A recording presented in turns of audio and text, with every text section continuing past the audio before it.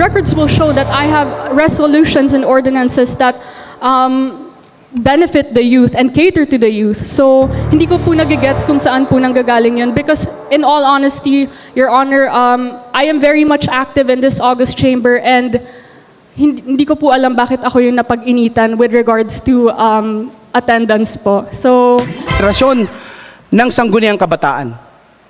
Base sa records, ni minsan, hindi ka nagpatawag ng hearing para sa mga SK complaints, ni minsan, hindi ka nagpasa ng ordinansa para talakayin ng komite para sa kabataan sa Maynila.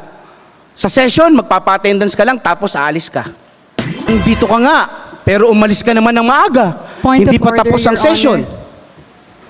Pwede tapusin ko ang salita ko? Kayo po yung ama ng konsehong ito, kayo po ang ama ng City Council. Pero yung ginawa niyo po sa akin last week na